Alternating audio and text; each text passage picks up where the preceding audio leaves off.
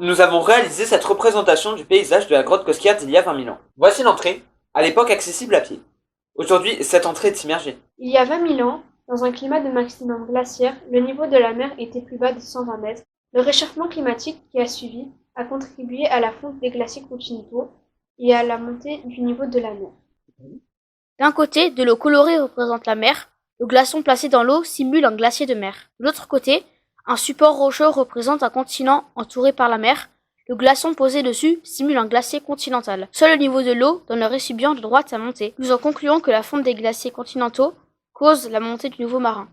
Des scientifiques, parmi lesquels le Yougoslave Milankovic, ont proposé que les changements cycliques du climat global de la Terre sont dus à des fluctuations périodiques des paramètres de l'orbite terrestre.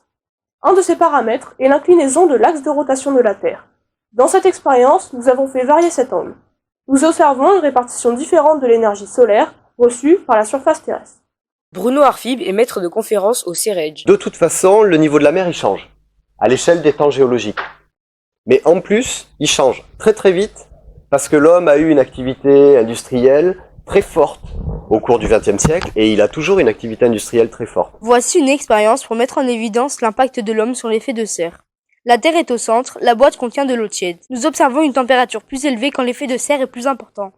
L'augmentation de l'effet de serre, notamment à cause des activités humaines, participe donc à augmenter la température terrestre. C'est une expérience qui cherche à montrer l'influence de la température sur le niveau de l'eau. Nous constatons que le niveau de l'eau du tube placé dans le bain-marie chaud a monté, alors que le niveau dans le tube placé dans le bain-marie non chauffé n'a pas monté.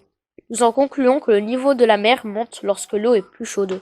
L'organisation Climat Central a conçu une carte montrant les zones qui pourraient être immergées dans 200 à 2000 ans si la planète se réchauffait d'1 degré à 4 degrés Celsius. Nous voyons que Saint-Cyr-sur-Mer et La Ciotat pourraient être fortement impactés. Les plages seront moins grandes. Quand on aura des tempêtes, elles vont venir systématiquement taper sur la promenade rose et passer au-dessus. Si vous montez le niveau de la mer, l'eau de pluie qui ruisselle et qui circule dans les rivières, elle a du mal à s'échapper du continent, elle a du mal à aller dans la mer parce que le niveau est plus haut.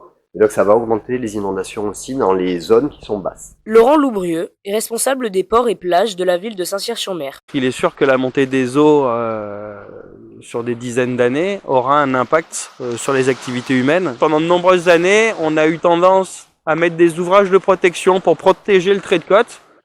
Et aujourd'hui, les services de l'État sont plutôt sur une déconstruction et de laisser des zones tampons pour absorber l'énergie des tempêtes. Maintenant, tout de suite, il faut consolider les terrains. Et d'ici 10, 20 ou 30 ans, il faut avoir une autre solution à proposer.